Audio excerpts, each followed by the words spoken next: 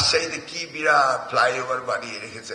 আমরা school college মাদ্রাসায় দিতে পারি না, হসপিটাল টাকা দিতে পারি না, রাজশাহীর মানুষে এত বিলাসিতা করে এটা জানতাম না, এবার শিখে গেলাম। আমার মনে হয় এটাও ম্যান্ডেটরি করে দেওয়া উচিত জনপ্রশাসন থেকে, যারা জেলার দায়িত্বে থাকবেন তাদের ছেলে মেয়ে জেলা স্কুলেই পড়তে হবে।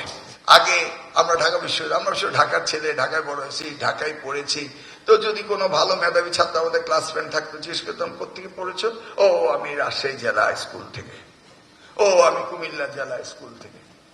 জেলা স্কুল মানি নাম্বার 1 স্কুল কি প্রিন্সিপাল সাহেব মেডিকেল কলেজের, এম আই রাইট? জেলা স্কুল।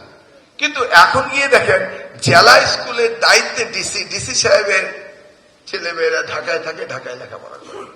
আমার মনে হয় এটাও ম্যান্ডেটরি করে দেওয়া উচিত জনপ্রশাসন থেকে, যারা জেলার দায়িত্বে থাকবেন তাদের ছেলে মেয়ে জেলা স্কুলেই পড়তে হবে, তাই না? তাহলে নিজের ছেলে মেয়ে ভালো পড়ে, এই জন্য এগুলি খুব মাইক্রোস্কোপিক ব্যাপার, কিন্তু এগুলি আমাদের দেখতে হবে।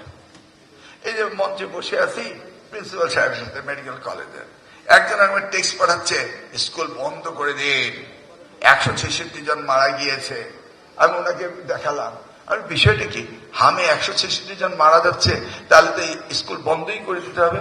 তো উনি বললেন না, আপনি এটা নিয়ে চিন্তা করার দরকার নাই, বিগত সরকার ভ্যাকসিন দেয়নি বলে ইনফ্যান্ট মারা যাচ্ছে, আর আপনার স্কুল কলেজের ছাত্ররা ইনফ্যান্ট না, তারা মারা যাচ্ছে না। এই যে মানুষের রং পারসেপশন, এটা উনি ক্লিয়ার করলেন, তাই না? তবে ভাই খুব মনে থাকবে আপনাদের রাজশাহীর কথা। আগেও রাজশাহী আসতাম, এবারও আসছি অনেকদিন পরে।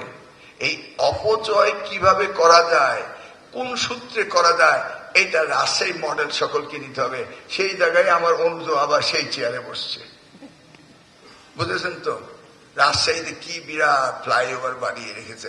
আমরা স্কুল কলেজ মাদ্রাসায় দিতে পারি না, হসপিটাল টাকা দিতে পারি না, রাজশাহীর মানুষে এত বিলাসিতা করে এটা জানতাম না, এবার শিখে গেলাম। এই মডেল মিউজিয়ামে রাখতে হবে, যেখানে প্রয়োজন নাই সেখানে কোটি কোটি টাকা স্পেন্ড করেন। সত্যি